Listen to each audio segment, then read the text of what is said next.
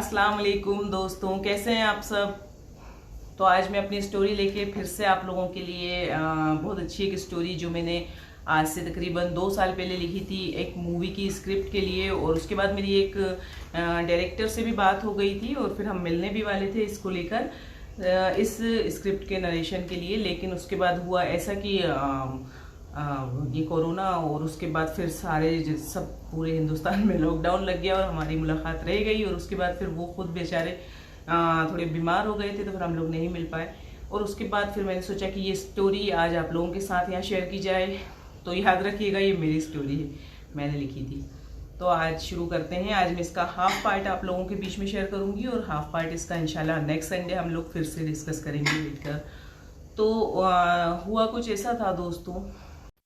तो अमेरिका से एक अमेरिकन ब्रांड एम्बेसडर यहाँ इंडिया आते हैं, कुछ दिन यहाँ रहते हैं वो, और उसके बाद वापस अमेरिका जाने लगते हैं। तो अचानक उनकी नज़र ना उनके होटल के बाहर एक डॉग पे पड़ती है। एक छोटा सा पपी था, तो वो बारिश में भीग रहा था और वो काफ़ी बीमार हो गया था और वो भीग रहा था, काँप रहा था। तो उनको उस पर तरस आ जाता है तो उसको उठा लेते हैं। उसको उठाकर ना वो डॉक्टर को दिखाते हैं, उसकी ट्रीटमेंट शुरू करवा देते हैं। फिर वो थोड़े दिन 2-4-5 दिन में वो एकदम ठीक हो जाता है तो वो उसको अपने साथ ही ले जाते हैं और वो उसको अपने साथ अमेरिका ले जाते हैं। और उसके बाद फिर वो होता कुछ ऐसा है कि धीरे धीरे वो पपी भी जो है वो अमेरिकन, उन दोनों के बीच में बहुत अच्छी दोस्ती हो जाती है। तो वो लोग एक बहुत अच्छे दोस्त हो जाते हैं, एक दूसरे के साथ में वॉक करना, घूमना फिरना, मतलब रह ही नहीं पाते फिर एक दूसरे के बिना। वो इतना चाहने लगते हैं उसको। और इसी तरह सब होते हुए ना 9 साल गुजर जाते हैं। तो 9 साल में पपी काफ़ी बड़ा और समझदार हो गया था। उस अमेरिकन को भी ना उसको डॉगी पे बहुत ज़्यादा, वो पपी से डॉगी बन गया था, बड़ा हो गया था, 9 साल हो गया था उसको। वो काफ़ी समझदार हो गया था और उसने उसका नाम जोजो रख दिया था। तो वो जो जोजो था ना, दोनों जोजो और ये एक दूसरे के बगैर रह ही नहीं पाते थे, इतनी मोहब्बत हो गई थी दोनों में। तो फिर एक दिन ऐसा होता है कि एक दिन जोजो अपने अमेरिकन दोस्त के साथ वॉक करने के लिए जा रहा होता है। दोनों मस्ती में झूमते घूमते इधर से इधर अपने वो वॉक कर रहे होते हैं। उन्हें पता ही नहीं होता कि अचानक एक कार आती है, बहुत स्पीड में कार आती है और वो आकर ना उनको टक्कर मारने ही वाली होती है। तभी वो जोजो आकर ना उनको एकदम से धक्का मारता है और वो उसके नीचे, कार के नीचे आ जाता है। तो उससे ना जोजो की डेथ हो जाती है। तो जब जोजो की डेथ हो जाती है तो वो बहुत सदमे में हो जाते हैं, उनको इतना बुरा लगता है, वो काफ़ी रोते हैं, इतना अपसेट हो जाते हैं वो। तो फिर वो ये डिसाइड करते हैं कि जिस तरह से मैं इसको इंडिया से लेकर आया था तो मैं इसको इंडिया ही लेकर जाऊंगा और इसको मतलब इसकी डेड बॉडी को इंडिया ले जाऊंगा और फिर वहाँ पर ही इसका सब करवाते हैं, दफन वगैरह इसका। तो मैं यहाँ पर तो नहीं इसको कर सकता। तो वो उनको अंदर से ऐसा फील होता है कि इसे मुझे वहाँ ले जाना चाहिए। तो वो उसको इंडिया ले आते हैं। तो जब वो उसे इंडिया लेकर आते हैं तो वहाँ से काफ़ी सारे उनके अरेंजमेंट होते हैं उसको लाने के। और वो बिल्कुल उसको इस तरीके से नहीं लाते कि जैसे कोई डेड बॉडी आ रही है, उसे लाते हैं जैसे कि पपी ही है, उसमें डॉग है, उसमें वो इस तरह से लेकर आते हैं जैसे कि कोई जिंदा ही डॉग है उसमें। उनको अच्छा ही नहीं लग रहा था कि उसे डेड बॉडी समझ के रखते। तो वो जब वहाँ से उसको लेकर चलते हैं तो फिर उसके बाद ये होता है कि तो फिर ना जब वो वहाँ से उस डॉगी को लेकर यहाँ इंडिया आते हैं तो फ्लाइट जो है वो लैंड होती है मुंबई एयरपोर्ट पे, जहाँ पर मुंबई एयरपोर्ट पर हमारे 4 ऐसे ऑफिसर हैं जिन्हें हर वक्त काम ठीक ना करने के लिए डांट पड़ती रहती है। हर वक्त डांट फटकारी लगती रहती है उनको क्योंकि वो अपना काम ही ठीक से नहीं कर रहे होते हैं। तो अभी थोड़ी देर पहले ही फ्लाइट लैंड होने से पहले ही उनको डांट पड़ी थी खूब। तो इस तरह से वो लोग मुंह लटकाए हुए खड़े थे और काफ़ी अपसेट थे वो लोग कि अभी तो इस तरह क्या होता है कि जब वो लोग वहाँ पर आते हैं और देखते हैं कि ये जो अमेरिकन आए हुए हैं ना, इनका सारा लगेज है और साथ में इनका डॉग है। तो उसे हमें बहुत ही आराम से पहुँचाना है क्योंकि ये अमेरिकन ब्रांड एम्बेसडर है, इनका सामान इधर उधर नहीं होना चाहिए और इनका डॉग स्पेशली बहुत मोहब्बत करते हैं। इस तरह के इंस्ट्रक्शंस के साथ वो आए थे। तो ये इंस्ट्रक्शन यहाँ पर भी एयरपोर्ट पर दे दिए गए थे कि इस तरह से। तो फिर होता ऐसा है कि जब अमेरिकन फ्लाइट थी और फिर इसलिए बहुत ज़्यादा स्ट्रेस भी था उन लोगों पे, काम का बोझ भी था। तो जैसा कि मैंने अभी आपको बताया कि वो लोग अभी थोड़ी देर पहले ही अपने सीनियर ऑफिसर से डांट खा चुके थे। और उसके बाद फिर ये कि अमेरिकन फ्लाइट थी इसलिए लोगों को सेटिस्फाई करते करते थके हारे ऑफिसर डूबे हुए लहजे में एक दूसरे को घूर रहे थे और मतलब अपनी नाकामियाँ जाहिर कर रहे थे। अचानक वो डॉग वाली ट्रॉली आती है और जब वो डॉग वाली ट्रॉली अचानक से उन लोगों के सामने आती है तो मयंक, जो ऑफिसर मयंक होते हैं, वो ट्रॉली छुपा लेते हैं और फिर डॉग को वो ये सोचते हैं कि डॉग जो है वो कोई मूवमेंट नहीं कर रहा, तो हम पहले खुद देख लें कि क्या वजह क्या है और उसके बाद फिर हम इसको दिखाते हैं फिर आगे। तो इस तरह करके ना वो उसको छुपा लेते हैं और बाकी सामान आगे चला जाता है, जो उनका लगेज होता है वो सब आगे चला जाता है। और उसके बाद क्या होता है कि अमेरिकन जो होता है ना, उसको ये अपना डॉग नहीं मिलता। ये लोग बोलते हैं डॉग की ट्रॉली थी नहीं इसमें, तो वो ना कोहराम मचा देता है, पूरा एयरपोर्ट सर पे उठा लेता है कि वो कहाँ है, मेरा डॉग कहाँ है। वो भी यही नहीं, यही अपना डॉग मांगने के लिए वो इतना अफरा तफरी का माहौल हो जाता है। उनको रिलैक्स करके बड़ी मुश्किल से जो हमारे एयरपोर्ट के सीनियर ऑफिसर्स होते हैं वो उन्हें रिलैक्स करते हैं, समझाते हैं कि हम आपका डॉग ला कर देंगे, बिल्कुल हर हाल में सर्च करते हैं कि कहाँ है, आप बेफिक्र हो जाइए, मुतमईन हो जाइए और आप थोड़ा होटल जाइए, आराम कीजिए, हम देखते हैं। तो वो बड़ी मुश्किल से उन्हें समझा बुझा के वो होटल भेज देते हैं और उसके बाद फिर वो अमेरिकन जो होते हैं वो होटल चले जाते हैं। तो यहाँ एयरपोर्ट पे दोबारा चारों ऑफिसर्स की क्लास लगती है। जिन चारों को अभी डांट पड़ी थी उनको फिर से दोबारा से उनकी क्लास लगती है। ऑफिसर कार्तिक विश्वास जो अमेरिकन को विश्वास दिला चुके थे कि वो जो डॉगी है वो सही सलामत उनको पहुंचा देंगे, तो वो इन चारों को क्लियर इंस्ट्रक्शन देते हैं। कहते हैं कि अगर वो अमेरिकन का डॉग नहीं मिला तो तुम चारों को फायर कर दूंगा इस जॉब से। वो कहते हैं कि जाकर डॉग को ढूंढो और जब तक डॉग मिल नहीं जाए तो तुम लोग मुझे अपनी शक्लें मत दिखाना और ना यहाँ आने की तुम्हें ज़रूरत है, और तुम्हारे पास सिर्फ 10 दिन का टाइम है।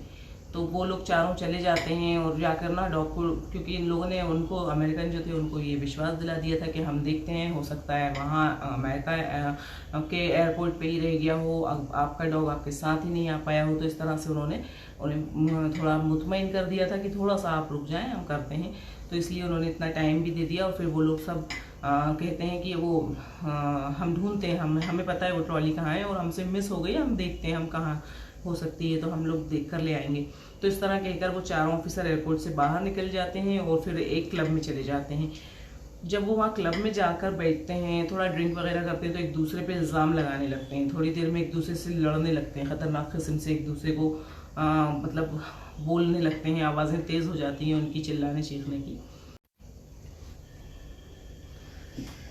तो चारों ऑफिसर्स जो थे ना वो इतनी ज़ोर ज़ोर से एक दूसरे से लड़ने लगते हैं और इतने मतलब तेज़ आवाज़ में चिल्लाने लगते हैं कि उनकी आवाज़ें बाहर आने लगती हैं। और फिर उसके बाद थोड़ी देर के बाद जो वहाँ पर डांसर होती है, डांसर डांस कर रही होती है वहाँ पर, तो वो बोलती है कि क्या बात हो गई। वो उनके करीब आती है, उनकी दोस्त होती है वो, तो वो उनको आके पूछती है कि क्या बात हो गई, तुम लोग आपस में क्यों लड़ रहे हो। तो फिर वो लोग उनको बताते हैं कि ना इस तरह से ये सही काम नहीं करते।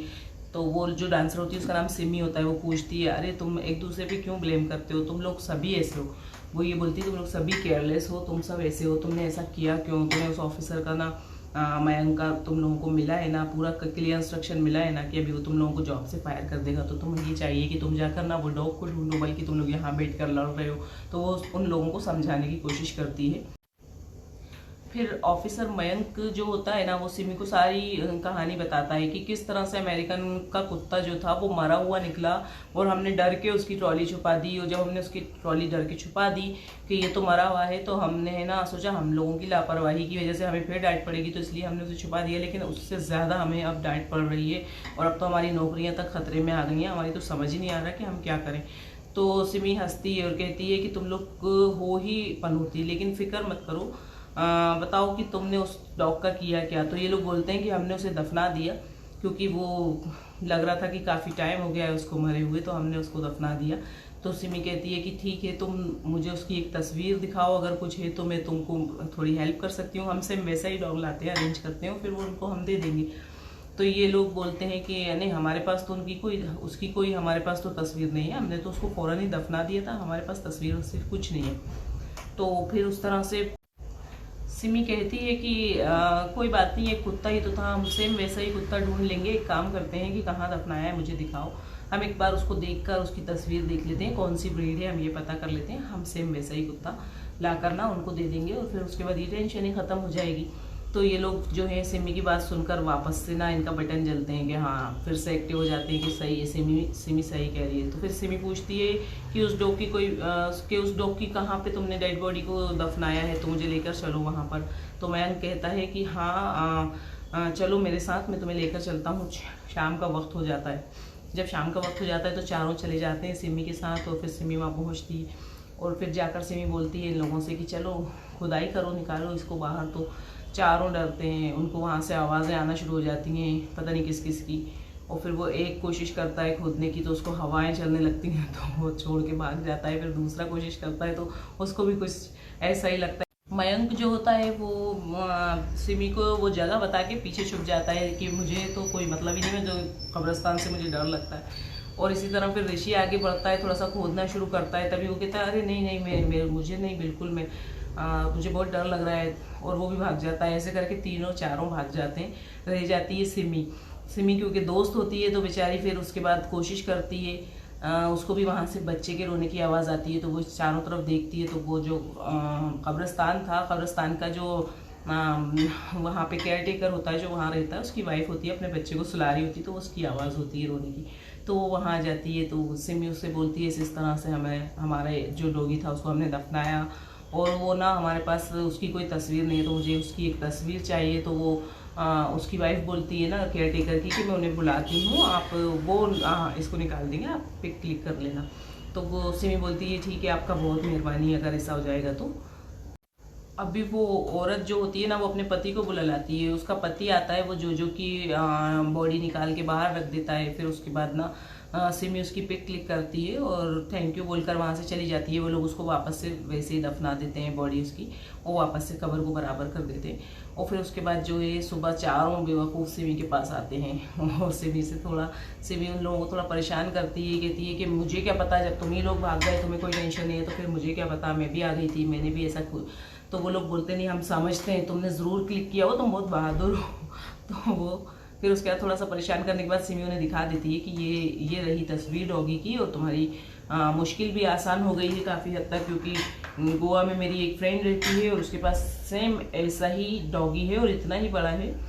बस ये है कि वो जाकर उससे बात करो, अगर वो तुम लोगों को दे दे तो फिर तुम बिल्कुल वो डॉगी ले आओ और इनको दे दो।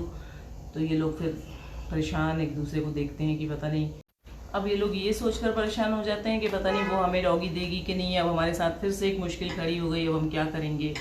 तो फिर से एक दूसरे की सूरतें देखने लगते हैं निराशा के साथ। उसके बाद फिर क्या होता है कि वो सिमी बोलती है कि नहीं, तुम लोग जाओ, मैं उसे कॉल करती हूँ और उसे मैं सब समझा दूँगी, और वो तुम्हारी ज़रूर हेल्प करेगी, वो बहुत अच्छी लड़की है, तुम्हारी हेल्प करेगी। तो ये लोग फिर ठीक है गोवा निकल जाते हैं।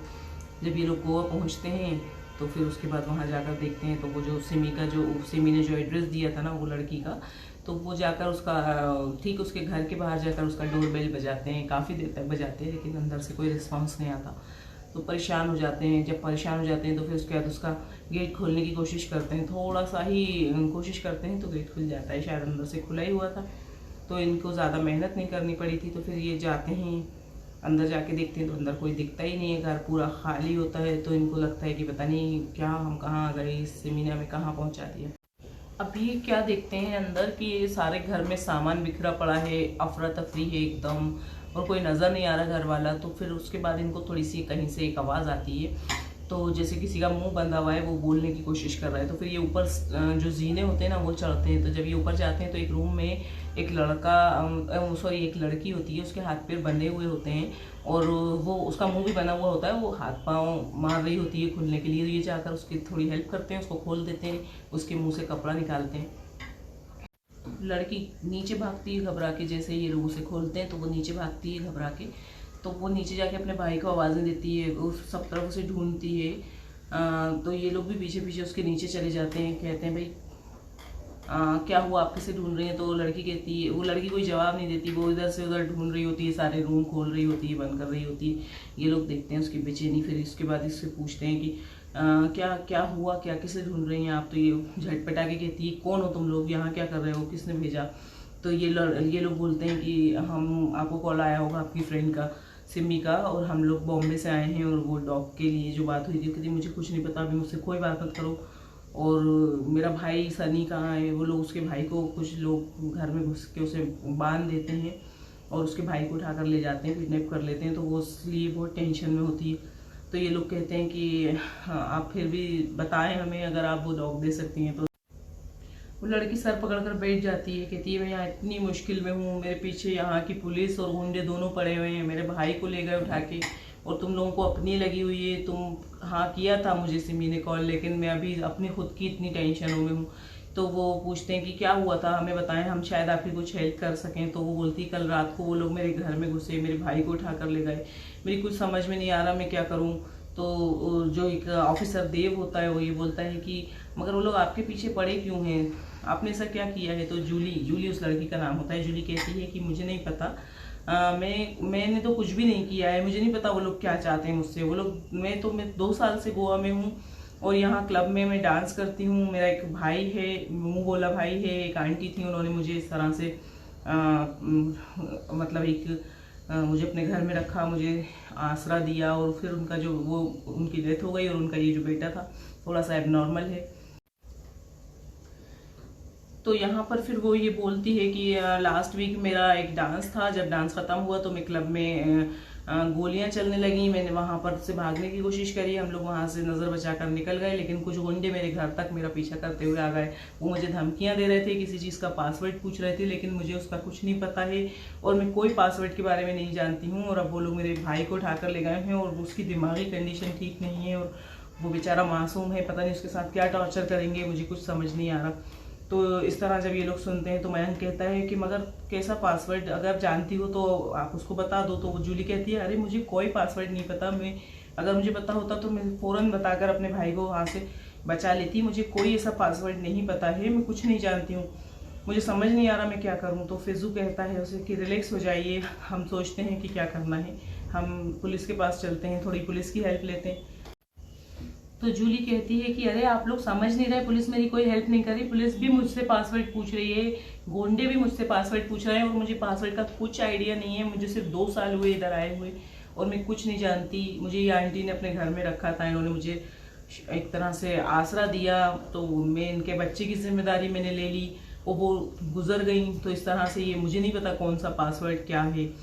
तो मैन कहता है कि नहीं ये गलत है, अगर तुम्हें अगर इस बेचारी को इसके बारे में कुछ नहीं पता तो हमें इसकी हेल्प करनी चाहिए। तो फिजू कहता है कि हम तो खुद इतनी टेंशन में, हम किसी की क्या हेल्प कर सकते हैं। लेकिन मैन कहता है कि नहीं, हमारी टेंशन अपनी जगह है, लेकिन हम इनकी अब हेल्प करेंगे। तो फिर ठीक है, वो लोग बोलते हैं कि अगर ऐसा है तो फिर ठीक है, हम रुकते हैं यहाँ, फिर देखते हैं जो हो सकता है। फिर आप कॉल का इंतज़ार करिए, अगर वो लोग उसे लेकर गए तो हो सकता है आपके पास कोई कॉल आए। इस तरह वो लोग फिर वहीं रुक जाते हैं, रुकने का फैसला कर लेते हैं कि वो चारों जूली के घर पे रुक जाते हैं। और फिर जूली को सुबह बोलते हैं कि अब आप उन लोगों को फ़ोन कीजिए और पूछिए कि कहाँ आना है, पासवर्ड बताने के लिए मैं रेडी हूँ, आप बताएं मुझे कि मैं कहाँ हूँ। तो फिर जूली बोलती है कि ठीक है। जूली उन्हें कॉल करती है और एड्रेस पूछती है उनसे कि मैं कहाँ हूँ, मुझे बताना चाहती हूँ आपको पासवर्ड। तो जूली से कहते हैं वो लोग कि अकेले आना, पुलिस को नहीं लेकर आना, और अगर इसमें पुलिस को इन्वॉल्व किया तो तुम अपने भाई को कभी नहीं देख पाओगी, साथ ही तुम्हारी भी जान को फिर हम नहीं बख्शेंगे। तो फिर उसके बाद जूली बोलती है कि नहीं मैं अकेले ही आऊँगी। जूली फ़ोन रखती है और मयंक उसको बोलता है कि ठीक है मैंने एड्रेस नोट कर लिया है, चलो चलते हैं। तो फिर उसके बाद फिजू कहता है कि हम 4 और ये लड़की अकेली और हम लोग यहाँ अनजान, हम लोग कैसे इसकी मदद कर सकेंगे, मुझे तो कुछ समझ नहीं आता, तुम क्या चाहते हो। फिर आपस में इन लोगों में बहस होने लगती है। तो मयंक कहता है मैं तो इसकी मदद करूंगा, तुम लोगों को रुकना है तो रुको, नहीं तो जाना चाहते हो तो चले जाओ, लेकिन मैं अब इसकी मदद किए बिना नहीं जा सकता। देव कहता है कि हम चारों तुम्हारे साथ चलेंगे, लेकिन हम चुप जाएंगे, अंदर तुम अकेले जाना, और फिर उसके बाद तुम उन लोगों को बातों में उलझा कर रखना, पासवर्ड बताना, कुछ गलत करना, तो कुछ गलत बताना पासवर्ड वगैरह, तो तुमको थोड़ी देर उलझा के रखना, तो हम चारों तुम्हारे भाई को पीछे से निकाल लेंगे। तो ये लोग इस तरह का प्लान बनाते हैं, फिर इसी प्लान को फॉलो करते हुए ये लोग निकल जाते हैं। काफ़ी उलझा हुआ एड्रेस होता है, यहाँ से वहाँ बेचारे बहुत भटकते हैं। किसी दूर कोई आइलैंड था, उसके ऊपर जाकर रेड ग्रीन कलर का बंगलो छोड़ना था, ढूंढना था। काफ़ी मुश्किल लग रहा था इन लोगों को कि कैसे रेड ग्रीन कलर का हम बंगलो। फिर ये वहाँ जाते हैं तो वो आइलैंड पे जब ये पहुँचते हैं तो वहाँ पे अकेला एक ही वो बंगला दिखता है इनको। ये पहुँच जाते हैं। जैसे ये लोग वहाँ पर पहुँचते हैं तो वहाँ पहुंचकर सब अलग अलग हो जाते हैं। जूली अंदर उन्हें कॉल करती है, उनकी गाड़ी जो होती है ना वो जूली पहचान जाती है उन लोगों की गाड़ी, और फिर उसके बाद जूली उन्हें कॉल करती है। तो फिर जूली जो होती है ना, जूली उन लोगों को कॉल करती है कि मैं आ गई हूँ रेड ग्रीन बंगलो के पास, अब बताएं आप मुझे कहाँ आना है। तो वो बोलते हैं कि हमारी गाड़ी आपको लेने आ रही है। तो फिर उनकी गाड़ी आती है, थोड़ी 5 मिनट के बाद वो लोग आ जाते हैं। फिर वो जूली को वहाँ से लेके जाने लगते हैं। बहुत चालाकी और होशियारी के साथ फिजू जो होता है ना वो डिग्गी में छुप जाता है। उन लोगों का ये प्लान था कि हम इस डिग्गी में अब छुप जाते हैं, क्योंकि उन्हें लग रहा था कि शायद यहीं पे होंगे, लेकिन वो लोग कहीं और थे और उन्होंने एग्जैक्ट एड्रेस नहीं बताया था। तो वो छुप जाता है और उसके पास एक लिक्विड कलर होता है जो वो डिग्गी में से वो कलर गिराता हुआ जाता है जहाँ उन लोगों को पहुँचना होता है। वहाँ तक वो एक क्लू, एक निशानी छोड़ देता है, जिससे कि फिर वो तीनों उस कलर की लाइन को फॉलो करते हुए, उनका पीछा करते हुए वहाँ पहुँच जाते हैं। और फिर उसके बाद क्या होता है कि ये जो रेड ग्रीन बंगलो होता है ना, जो पानी के बिल्कुल किनारे पे है, ये यहाँ से लेके तो दूसरे किनारे तक जाना पड़ता है इन लोगों को। ये बेचारे पैदल पैदल जाते हैं उस गाड़ी का पीछा करते हुए, और फिजू जो होता है वो गाड़ी की डिग्गी में छुपा रहता है, जो कलर छोड़ता रहता है निशानी। अभी लोग छुप छुपा के होशियारी से अंदर पहुंच जाते हैं। फिजू कहता है अंदर काफ़ी डेंजरस फीलिंग आ रही है भाई। तो मयंक कहता है कि चुप रहो, कहीं तुम हमें फंसवा ना देना। तो फिर उसके बाद ऋषि बोलता है कि चलिए हम सब अलग अलग हो जाते हैं, अगर एक साथ रहे तो पकड़े जाने का खतरा है, अगर अलग अलग रहते हैं तो फिर हम एक दूसरे को हेल्प करेंगे। तो ये लोग सब अंदर पहुंच गए हैं, जूली अंदर है। अभी जूली कहाँ है इन लोगों को नहीं पता, इन्हें जूली को भी ढूंढना है और उसके भाई को भी ढूंढना है। और उसके बाद जब जूली को ढूंढना है तो फिर बचाना है इन गुंडों से, और फिर पुलिस से क्या मसला है वो सब सॉल्व करना है। फिर वो डॉगी मांगना है, वापस जाना है, अपनी नौकरियां बचानी है। तो जूली का क्या किरदार है और ये पासवर्ड की क्या कहानी है, ये सब जानने के लिए आप लोगों को नेक्स्ट वीक का वेट करना पड़ेगा। इंशाल्लाह इसके आगे की कहानी हम कंप्लीट करेंगे नेक्स्ट संडे को। और बने रहिए आप लोग इसी तरह, इंटरेस्ट दिखाइए इसमें कि अब नेक्स्ट संडे क्या होने वाला है, और मैं इंशाल्लाह फिर नेक्स्ट संडे हाजिर होती हूँ। तो गाइज अब नेक्स्ट पार्ट के लिए आपको नेक्स्ट संडे तक वेट करना पड़ेगा। इसके आगे की कहानी मैं आपको नेक्स्ट संडे को बताऊंगी कि कैसे वो लोग उसको, जूली को और उसको बच्चे को छुड़ाते हैं वहाँ से, और किस तरह वो लोग फिर सब कुछ ठीक करते हैं, और वो पासवर्ड की क्या कहानी है, जूली कौन है, उसका क्या आगे कैरेक्टर होने वाला है, और कुत्ता मिलता है कि नहीं, क्या होता है, वो सब आपको मैं इंशाल्लाह नेक्स्ट संडे को सब बताऊंगी। और अभी आप मुझे इजाज़त दें। इस कहानी के अंदर आप लोगों को कितना मज़ा आया मुझे बताएं ज़रूर, और फिर उसके बाद इंशाल्लाह नेक्स्ट संडे हम इसको कंप्लीट करेंगे। अपना ख्याल रखिए, मेरे चैनल को सब्सक्राइब कीजिए, आगे शेयर कीजिए, लाइक कीजिए, कमेंट्स कीजिए, और मुझे अपनी दुआओं में याद रखिए, और हेल्दी रहिए, और अपना बहुत ज़्यादा ख्याल रखिए, और बने रहिए। अल्लाह हाफ़िज़।